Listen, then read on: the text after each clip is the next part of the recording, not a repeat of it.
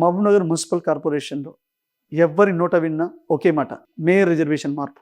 2023 assembly ఎన్నికల నుండి మొన్నటి సర్పంచ్ ఎన్నికల వరకు ప్రతి ఎన్నికలో ముఖ్య భూమిక పోషించిన ఎంఎస్ఆర్ ఇప్పటివరకు ఆయనకు పార్టీలో ఎలాంటి పదవి రాకపోవడంతో తప్పనిసరిగా ఈసారి మేయర్ జనరల్ వస్తుంది. ఎంఎస్ఆర్ మరేపల్లి సురేందర్ రెడ్డి మేయర్ అవుతారని ప్రతి ఒక్కరు అనుకున్నారు. కానీ మేయర్ రిజర్వేషన్ బీసీ మహిళకు రావడం జరిగింది. రిజర్వేషన్ మార్పు అనేది యాదృచ్ఛికమా లేదా కుట్రలో భాగమా? రాజకీయంగా ఎంఎస్ఆర్ని తొక్కే ప్రయత్నమా అనే విషయాలు తెలుసుకోవడానికి మనం ఎంఎస్ఆర్ దగ్గరికి రావడం జరిగింది. అసలు ఏం జరిగింది అనేది ఆయన మాటలో తెలుసుకునే ప్రయత్నం చేద్దాం. మొన్నటి వరకు అంటే రిజర్వేషన్ కన్ఫర్మ్ అయ్యేటంత ముందు రోజు వరకు కూడా Mahabubnagar municipal corporation mayor reservation వచ్చేసి జనరల్ అని అన్నారు. లేదు అంటే జనరల్ లేడీ రావచ్చు అన్నారు. కానీ ఒక్కసారిగా సడన్గా అందరి ఆ అంచనాలను తలకిందులు చేస్తూ బీసీ మహిళ వచ్చింది. అంటే నిజంగా ఇది యాదృచ్ఛికమా లేకపోతే మీ ఎదుగుదలను చూసి అసలు మిమ్మల్ని రాజకీయంగా తొక్కేయాలనే ప్రయత్నంలో భాగం?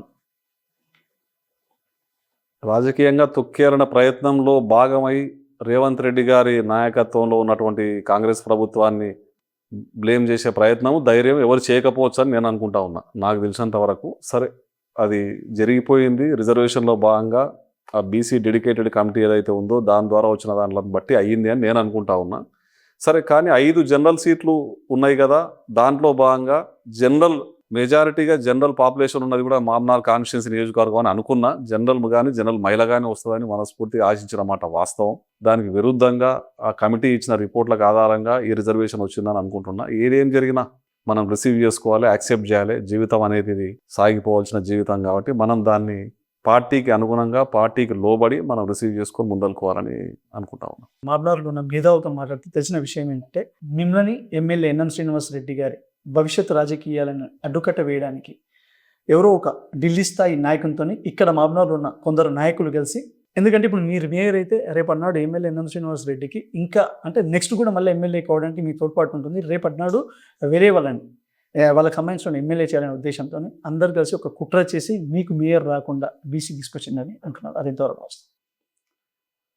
కాంగ్రెస్ పార్టీలో ఈ మధ్యకాలంలో ఎమ్మెల్యే గారు విన్న అభిమానం కానీ నా విన్న అభిమానం కానీ కార్యకర్తలు నాయకులు వాళ్ళకి నిరంతరం తోడుగా ఉంటూ ఎక్కడ కూడా ఏ విధమైన అలజలు లేకుండా మనస్ఫూర్తిగా వాళ్ళకి బాధలు స్వీకరించి 10 ఏళ్ళకెళ్ళి పడ్డ కార్యకర్తలు పడ్డ బాధను ముందలు తీసుకుపోయే ప్రయత్నం చేసినాం తప్ప ఈ కుట్రలు కుతంత్రాలు షార్ట్ టైంలో వచ్చిపోయి షార్ట్ టైంలో వాళ్ళు పదవులు అనుభవించి షార్ట్ టైంలో మమ్మల్ని ఏదో చేయాలనుకునే అటువంటి భావాలున్న వ్యక్తుల గురించి ఎప్పుడు ఆలోచన చేయలేదు, లాబింగ్ చేయలేదు. ముఖ్యంగా చాలా రోజులే నేను కూడా గమనిస్తూ ఉన్నా. నాకు కూడా కొన్ని విషయాల్లో బాధ కలగడం వాస్తవం. ఏదో జరిగిపోతుంది, ఏదో అవుతుంది, ఆయనకి ఏదో పదవి వస్తుంది, ఏదో వస్తే ఆయన ఎక్కడ ముందలుకోతాడని కుట్ర చేస్తున్నటువంటి అనుమానం నాకు కూడా కదులుతుంది. దాంట్లో కాదనడానికి ఏ విధమైన వీలు లేదు. ఆ కుట్రల వల్ల వాళ్లకు శునకానందం కలిగితే కలగని, నాకు ఇది లేదు. నేను ఒక్కరు వీళ్ళు వాళ్ళని పెట్టను కానీ చాలామంది మన అనుకున్న వాళ్ళే కుట్రలో భాగమైనట్లుగా, అన్యాయం జరిగినప్పుడు నా విషయంలో ఆనందపడ్డట్లుగా, నా పక్కలో ఉండి కూడా పక్కకు పోయి ఆనందపడ్డ సందర్భాలను మా వాళ్ళు చెప్తా ఉంటే ఇంటా ఉన్నా. అది నిజం కాకుండా ఉంటే బాగుండే అని అనిపిస్తుంది. కొన్నిసార్లు చూస్తే బాధ కూడా కలుగుతుంది. ఎందుకంటే నేను దాదాపుగా చిన్న స్థాయి నుంచి వచ్చి ఈ పొజిషన్కి రావడానికి, నాకు ఈ ప్రజాభిమానం కలగడానికి కార్యకర్తలు ప్రజలే. ఇప్పటి నుంచి కూడా నా జీవితాన్ని గమనిస్తే 2012-11 నుంచి నేను ఉద్యోగం వదిలిపెట్టినప్పటి నుంచి నమ్ముకున్న వ్యక్తికి సచ్చినా సరే అని పోరాటం చేసి గెలిపించడానికి తీసుకుపోయే దానిలో ముందుండే వ్యక్తిని. రాజేశ్వరరెడ్డి గారు ఎమ్మెల్యే కావడానికి కూడా అప్పుడు నేను కష్టపడి నేను ఆయన వెంబడి తోడుగా ఉండి పనిచేసిన. దాని తర్వాత డీకే అన్న గారు మంత్రిగా ఉన్నారు కాంగ్రెస్ పార్టీలో. తెలంగాణ మూమెంట్లో కూడా డీకే అన్న గారికి తోడుగా ఉండడం జరిగింది. దాని తర్వాత ఎన్ఎం శ్రీనివాసరెడ్డి గారు, శ్రీనివాస్ గౌడ్ గారు ఎలక్షన్లో పోటీ చేసినప్పుడు కూడా ఏ రోజు కూడా అధికారాన్ని పదవులను చూసి పనిచేయలే. నమ్ముకున్న మనిషిని చూసి పనిచేసిన. ప్రాణాలకు తెగించి ఒక మనిషిని నమ్మితే ఎంత దూరమైన పోవచ్చు అనడానికి నాయటువంటి ఒక ఉదాహరణ మీరు కూడా చూస్తూనే ఉంటారు. ఏది ఆశించలేదు. శ్రీనివాస్ గౌడ్ గెలుపులో కూడా కీలక పాత్రమైన అక్కడ కూడా అధికారం అందించడం 2 నెలల్లోనే దూరమైన సందర్భం ఉంది. అంటే ఎవరి కోసం కొట్లాడిన అంటే ఏ సందర్భం చూసినా నన్ను నమ్ముకున్న కార్యకర్త కోసం కొట్లాడిన. సరే నాకు పదవులు వచ్చినాయా రాలేదా, మంచి చెడు ఏదైనా కానీ నేను నమ్ముకున్న సిద్ధాంతం, నేను అనుకున్న ధర్మం, నేను నమ్ముకున్న కార్యకర్త కోసం నేను పనిచేసిన. ఏ రోజు కూడా ఏది ఆశించి చేయలే. కానీ ఇప్పుడు అటువంటి కుట్రలు జరుగుతున్నాయంటే ఇటువంటి పరిస్థితులు కొన్ని చూస్తుంటే అనుమానం కలుగుతుంది. అది కూడా భగవంతునికి, ధర్మానికి, కర్మకే వదిలేస్తూ ఉన్నా. ఏదైనా జరగని ముందలికి పోవాలి, నన్ను నమ్ముకున్న కార్యకర్తలకు అండగా ఉండాలి. ఎమ్మెల్యే గారికి అండగా ఉండాలి. రాబో కాలంలో కాంగ్రెస్ పార్టీ లైన్లో కాంగ్రెస్ పార్టీ కార్యకర్త విజయం కోసం కృషి చేయాలనుకుంటా ఉన్నాను. మహబూబ్ నగర్ కార్పొరేషన్ ఉన్నప్పటికీ ఇది మహబూబ్ నగర్ ఎమ్మెల్యే పరిధిలో వస్తుంది. మరి ఇప్పుడు ఈ రిజర్వేషన్ విషయంలో కూడా ఎమ్మెల్యే గారు అనుకుంటే మీకు మేయర్ రిజర్వేషన్ జనరల్ రాకుండా రామ, ముఖ్యంగా ఎమ్మెల్యే గారు సిస్టమ్కి అగెనిస్ట్గా పోయే మనిషి కాదు రామ. వాస్తవంగా సిస్టంలో రిజర్వేషన్ జనరల్ వచ్చి ఉంటే ఎంఎస్ఆర్కు అవకాశం వచ్చి ఉండడానికి ఒక అడుగు ముందుకు వేస్తాడు నేను అనుకుంటున్నా. అదే నాకు ఆయన చేయాల్సింది. కానీ సిస్టంలో కమిటీ, డెడికేటెడ్ కమిటీ వేసిన తర్వాత దానికి అగెనిస్ట్గా దీన్ని మార్చండి అని నా విషయం కాదు, ఇంకో విషయం. చాలామంది కష్టపడ్డారు ఉన్నారు. వినోద్ అన్న కూడా ఎస్సీ రిజర్వేషన్ అయితే ఆయన క్యాండిడేట్గా ఉండాలని అందరం కోరుకున్నాం. ఆయనది కానీ నాది కానీ ఇంకోటిది కానీ సందర్భం వచ్చినప్పుడు సిస్టమ్ ఎంబడి మాకు రిజర్వేషన్ అనుకూలంగా వస్తే చేసేటోడేమో కానీ సిస్టమ్కి వ్యతిరేకంగా చేసే తత్వం ఉన్న నాయకుడు ఎన్ఎం శ్రీనివాస్ రెడ్డి కారు. నాకు ఏడ బాధ అవుతుంది తెలుసారా, మా రిజర్వేషన్ ఏదన్నా కానీ రిజర్వేషన్కి అనుగుణంగా పార్టీ అభ్యర్థిని గెలిపించుకుందాం. కానీ రిజర్వేషన్ ఒక ఎంఎస్ఆర్కు రాలేదనో, ఒక వినోద్ కుమార్కి రాలేదనో, సురేందర్ రెడ్డికి రాలేదన్న విషయం మీద ఆనందపడి వెకిలి చేష్టలు, వెకిలి పనులు చేసుకుంటా దావతులు చేసుకొని కొంతమంది కొంత కుట్రపూరితమైన శ్రీనివాస్ గౌడ్ గారి క్యాంపుతోన టచ్లో ఉన్నటువంటి కొంతమంది నాయకులు, ఇంటి దొంగలు ఆనందపడుతున్న విషయాన్ని చూసి బాధ అవుతుంది నాకు. ఎక్కడ పోతుంది? చాలా మంది అన్నారు ఆయనకి ఎంఎస్ఆర్కి డిస్టిక్లోనే ప్రెసిడెంట్ పదవి రాకుండా కొందరు కాంగ్రెస్లో ఉన్న కొందరు నాయకులు ట్రై చేశారు. సేమ్ అదే వర్గము ఇప్పుడు కూడా ఎంఎస్ఆర్కి మేయర్ పదవి అంటే రిజర్వేషన్ రాకుండా కూడా ట్రై చేసిండ్రు అని అంటున్నారు. అది ఎంతవరకు వస్తాం? అండ్ ఇంకొక విషయం కూడా ఏంటంటే వాళ్ళందరూ మీరు అన్నట్టే చాలామంది హ్యాపీగా ఫీల్ అవుతున్నారంట నయం బట్ ఎంఎస్ఆర్ రాలేదు అని. కానీ ఇప్పుడు ఇక్కడ చూస్తే కూడా ఎంతోమంది మీ ఫాలోవర్స్ ఇక్కడ వస్తున్నారు. నిజంగా కూడా చాలామంది అసలు అంటే నిజంగా వాళ్ళ ఫాలోయింగ్ ఎట్లుంటుందని చాలామందికి తెలియదు కాబట్టి, కానీ మనం ప్రత్యక్షంగా చూస్తాం బాధపడుతున్నాం. కొందరైతే ఏషియం నాకు తెలుసు ఆ విషయం. మరి ఇంత జరుగుతుంటే మీకు కానీ ఎమ్మెల్యే గారు తెలియట్లేదా? అంటే ఇంటి దొంగల్ని ఎందుకు మీరు పట్టించుకోలేకపోతున్నారు? రమ, ఒకటి రిజర్వేషన్ మాటే శక్తివంతులు ఎవరు కూడా ఇక్కడ నా మీద కోపం, కుట్ర ఉన్నోళ్ళు కూడా చేయలేని పని. అది రిజర్వేషన్ అనేది కాకతాళీయంగా సిస్టంలో జరిగిపోయింది. దానికి ఆనందపడడం అనేది బాధాకర విషయం. ఒక అవతలి టీఆర్ఎస్ పార్టీని ఓడగొట్టడానికి అందరం అహర్నిశలు పనిచేసినాం. దాంట్లో కొంతమంది ఇటు అటుగా డ్రామాలు ఆడిన కార్యకర్తలు, నాయకులు కొంతమంది 10-5% ఉండి ఉండొచ్చు. ఆ యొక్క వాళ్ళే ఈరోజు కూడా ఎక్కడ కూడా ఈయనకు రాలేదు కాబట్టి సంతోషపడడం ఇదనేది మంచి పద్ధతి, మంచి పోకడ కాదు. ఒకటి రమ, ధర్మం ఎప్పటికైనా గెలుస్తుంది. కర్మ సిద్ధాంతాన్ని పూర్తిగా నమ్ముతా. కర్మ కూడా ఎవరినైనా వెంబడిస్తుంది. నేను చిన్న స్థాయి నుంచి వచ్చిన వ్యక్తిని. ఈరోజు నాకు ఇన్ని రకాల శక్తి, ధైర్యము, ఇన్ని రకాల సిస్టంలో ఇంత పేరు ప్రఖ్యాతులు నాకు రావడానికి కారణం కర్మ సిద్ధాంతమే. నేను 10 మందికి న్యాయము, ధర్మం చేస్తున్నా కాబట్టి భగవంతుడు నాకు తిరిగి ఇంత చేసుకుంటూ వచ్చాడు. ఈ చిన్న ఒక పదవి అనేది నా దృష్టిలో సేవ చేయడానికి ఒక వేదిక. ఆ వేదిక ఒకటి అవసరం లేదు సేవ చేయాలనుకుంటే. ఈరోజు నేను చెప్తా ఉన్నా, ఇంతకన్నా ఎక్కువ సేవ చేసే దానిలో 10 అడుగులు ముందుండి అంతకన్నా ఎక్కువ సేవ చేయడానికి ముందు ఉంటా. కానీ వారి యొక్క వెకిలి చేష్టలను, వాళ్ళ యొక్క ఆనందాన్ని త్వరలోనే నేను భస్మం చేసేస్తాం. ప్రజల వెంబడి, కార్యకర్తలు వెంబడి, నమ్ముకున్న నాయకుల వెంబడి తిరిగి వాళ్ళని గెలిపించే ప్రయత్నం చేస్తాం.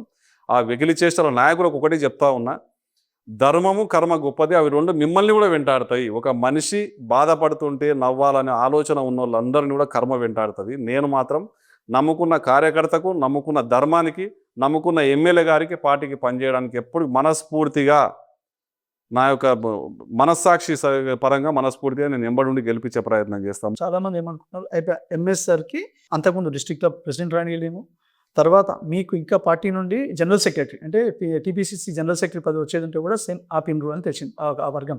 తర్వాత ఇప్పుడు మేయర్ రిజర్వేషన్ కూడా మీకు రాకుండా. సో ఇన్ని చేసినాం కాబట్టి ఇంకా ఎంఎస్ఆర్ ఇక్కడికి రాజకీయం ఇంకా రాడు. అంటే ఆయన డిప్రెషన్లోకి పోతాడు, మహబూబ్నగర్కి రాడు. ఇంకా ఇప్పుడు మనం ఆడిందే ఆట, పాడిందే పాట, ఇంకా మనల్ని ఆపేటోడు ఎవరు లేరు అన్నట్టు చాలా సంతోషపడుతున్నారు అని తెలిసింది. సో ఏంది మరి మీరు బాధతో ఇక్కడనే ఉంటారా లేకపోతే మహబూబ్నగర్కి మళ్ళీ వస్తారు? ఒకటి రమ, నేను 2011 నుంచి రాజకీయాల్లో ఉన్నమాట వాస్తవం. నేను మధ్యన కొంత గ్యాప్ తీసుకున్నమాట వాస్తవం. మళ్ళీ మొన్న కాంగ్రెస్ పార్టీలో రేవంత్ అన్న ఎంబడి కాంగ్రెస్ పార్టీలో జాయిన్ అయ్యి అప్పటి నుంచి కాంగ్రెస్ పార్టీలో కొనసాగుతూ సందర్భం, సమయం వచ్చినప్పుడు గట్టిగా టీఆర్ఎస్ పార్టీకి బుద్ధి చెప్పే దాంట్లో ఒక అడుగు ముందుండి నేను ఇక్కడ కొట్లాడిన మాట సమాజానికి తెలుసు. నేను ఈరోజు కూడా చెప్తా ఉన్నా, ఇటువంటి ఆ రోజు ఉన్న పరిస్థితులు, ఈ రోజు ఉన్న పరిస్థితులు, ఇంతకన్నా ఎక్కువ బాధలు పడ్డ పరిస్థితులు ఎన్నో అనుభవించిన నేను చెప్తా ఉన్నా. రాబో కాలంలో పదవులతోన ఏమాత్రం నిమిత్తం లేకుండా, పదవులకు సంబంధించినటువంటి ఆశలు లేకుండా ఏదన్నా జరగని, సురేందర్ రెడ్డి అనేటువంటి భగీరథ కాలనీలో ఇల్లు కట్టుకున్నాడు, సురేందర్ రెడ్డి అనేటువంటి భగీరథ కాలనీలో ఉంటాడు, కాంగ్రెస్ పార్టీలో ఉంటాడు, కాంగ్రెస్ పార్టీకి తోడుగా ఉంటాడు. ఎన్ఎం శ్రీనివాసరెడ్డి గారికి తోడుగా ఉంటాడు. రేవంత్ అన్న నాయకత్వంలో కాంగ్రెస్ పార్టీ నాయకత్వంలో పనిచేస్తాడు. సురేందర్ రెడ్డి పాడే మోసేంత వరకు సురేందర్ రెడ్డి కాంగ్రెస్ పార్టీలో కానీ మామ్నాల్లో కానీ రాజకీయాల్లో కానీ శాశ్వతంగా ఉంటాడని చెప్పి ఈరోజు నేను అంటే చెప్పకూడని మాట అంత ధైర్యంగా చెప్తా ఉన్నా.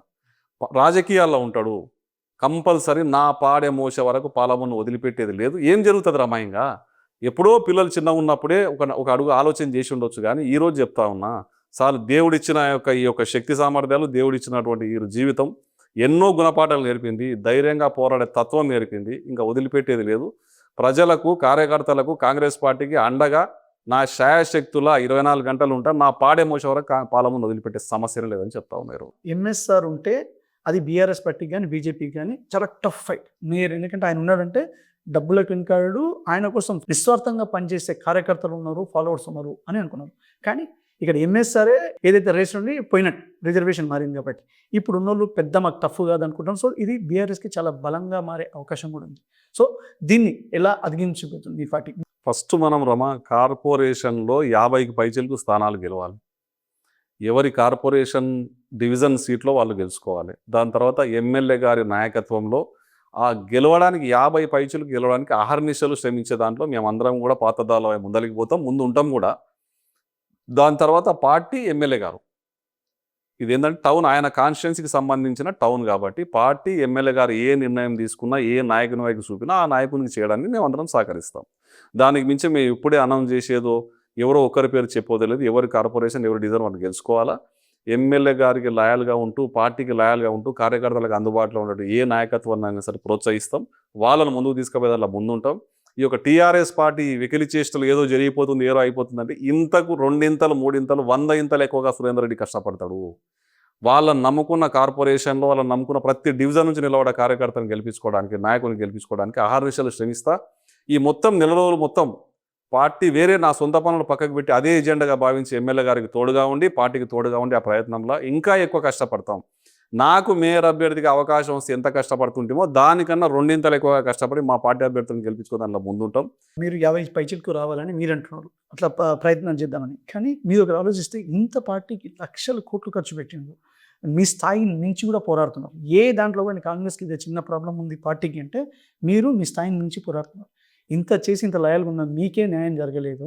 అలాంటిది కొంచెం చిన్న స్థాయిలో అంటే కార్పొరేషన్ టికెట్స్ ఎక్స్పెక్ట్ చేసే జెన్యూన్ నికర్సైన కార్యకర్తలు చాలా బాధపడుతున్నారు. ఆయనకే న్యాయం జరగలేదు, మాకేం న్యాయం జరుగుతుంది, మమ్మల్ని ఎవరు పట్టించుకోవట్లేదు అని అంటున్నారు.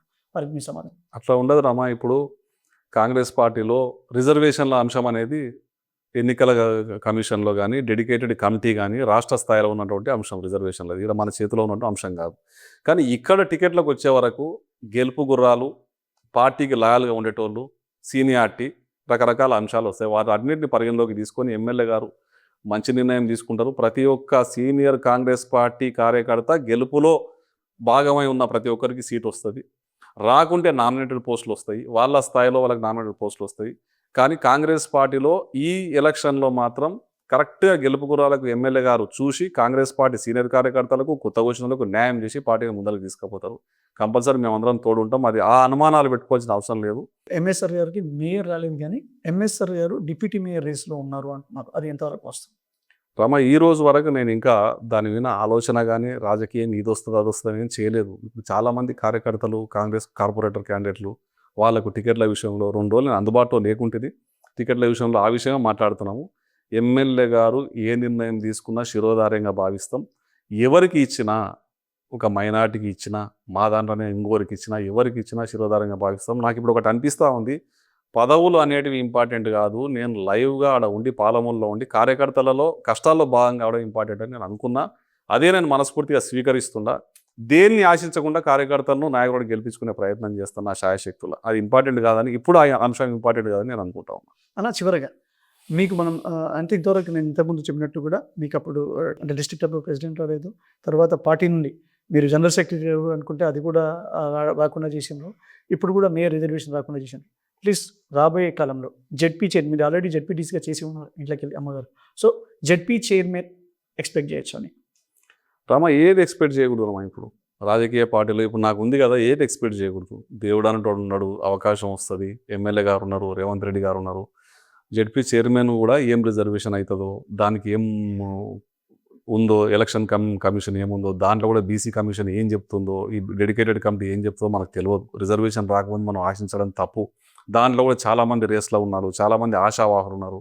సురేందర్ రెడ్డి ఒక్కడే పార్టీ కాదు, అంతకన్నా గట్టిగా పోరాడినోళ్ళు ఉన్నారు దీంట్లో.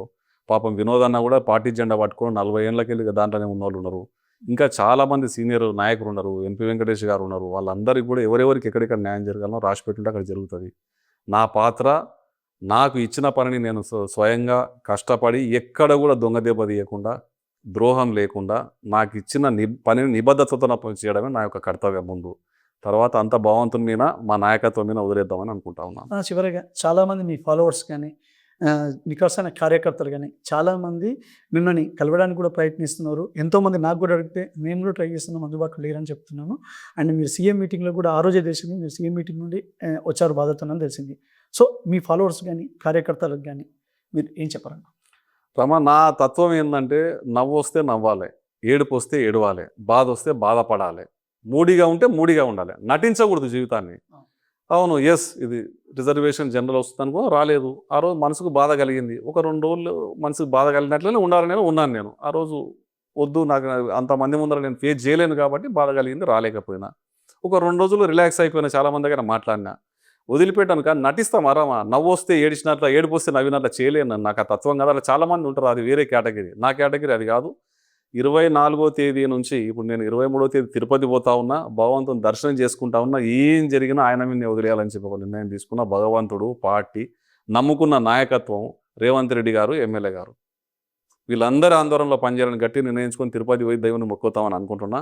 24వ తేదీ నుంచి మాబునాల్లో 24 hours కార్యకర్తలకు అందుబాటులో ఉంటా. నన్ను నమ్ముకున్న కాదు, పార్టీని నమ్ముకున్న కాంగ్రెస్ పార్టీ కుటుంబ సభ్యులందరికీ, నా అభిమానులకు అందరికీ చెప్తా ఉన్నా, మీ ఎంబడి సురేందర్ రెడ్డి పాడే మోస వరకు మీ ఎంబడే ఉంటాడు, సురేందర్ రెడ్డి గొంతుల పాన ఉన్నంత వరకు మీ ఎంబడే ఉంటాడు. నన్ను నమ్ముకున్న ప్రతి ఒక్క కార్యకర్తకు చెప్తా ఉన్నా. ఇది నేను మనస్ఫూర్తిగా చెప్తా ఉన్న అంశం చెప్తా ఉన్నా. రాజకీయాలకు, పదవులకు అన్నిటికీ కూడా అతీతంగా నన్ను నమ్ముకున్న ప్రతి ఒక్క కార్యకర్త ఎంబడి నా సావు, నేను చనిపోయే వరకు ఉంటాను మాట ఇస్తూ, వాళ్ళ గెలుపులో కీలక పాత్ర వహిస్తా. అవతల ఉన్న టీఆర్ఎస్ పార్టీకి కానీ, ప్రతిపక్ష పార్టీలకు కానీ చెప్తా ఉన్నా, ఖచ్చితంగా కాంగ్రెస్ పార్టీ 50 సీట్లు సాధిస్తుంది. ఎంతమంది ఎన్ని కుట్రలు చేసినా ఈ మేయర్ పీఠం కాంగ్రెస్ దక్కించుకుంటుంది. ఇది గిఫ్ట్గా రేవంత్ రెడ్డి గారికి, మా ఎమ్మెల్యే గారికి ఇస్తామని తెలియజేస్తా ఉన్నా. Thank you.